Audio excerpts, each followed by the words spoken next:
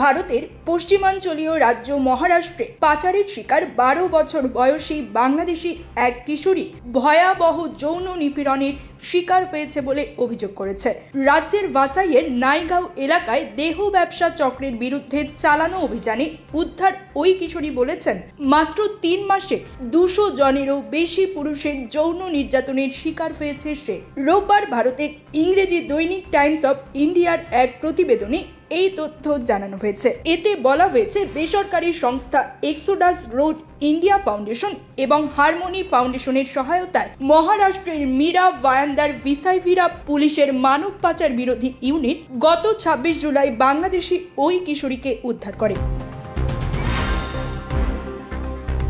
যৌন নিপীড়নের ওই ঘটনায় জড়িত সন্দেহে এখন পর্যন্ত 10 জনকে গ্রেপ্তার করেছে পুলিশ। হারমোনি ফাউন্ডেশনের প্রতিষ্ঠাতা ও চেয়ারম্যান আব্রাহাম মাথাই বলেছেন, জিজ্ঞাসাবাদের সময় মেয়েটি বলেছে, প্রথমে তাকে গুজরাটের নাদিয়াদ এলাকায় নিয়ে যাওয়া হয়। সেখানে 3 মাসে 200 জনেরও বেশি পুরুষ তাকে যৌন নির্যাতন করেন। তিনি বলেন, এই শিশুটি এখনো কিশোর বয়সে না পৌঁছালেও নৃশংস চক্র তার শৈশব কেড়ে নিয়েছে।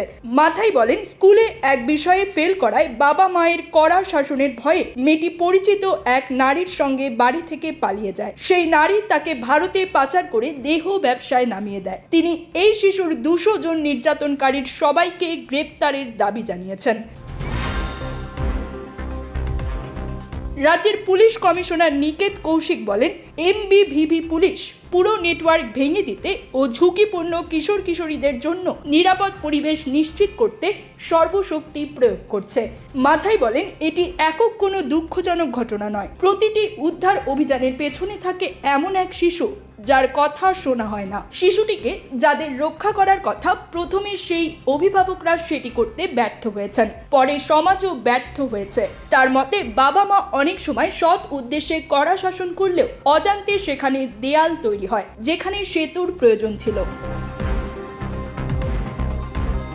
স্থানীয় মানবাধিকার কর্মী মধু শঙ্কর বলেন, আমি প্রায়ই ছোট কন্যা শিশুদের ভাসি ও বেলাপুর এলাকায় ভিক্ষা করতে দেখি। তাদের অনেককে ছোটবেলায় গ্রাম থেকে চুরি করে শহরে আনা হয় এবং পরে শোষণ করা হয়। সাধারণত 1 অথবা 2 জন বয়স্ক নারী তাদের সামলায় এবং পরবর্তীতে দেহ ব্যবসায় নামিয়ে দেয়। এমনকি দ্রুত বয়ঃসন্ধিতে পৌঁছানোর জন্য তাদের হরমোন ইনজেকশনও দেওয়া হয়।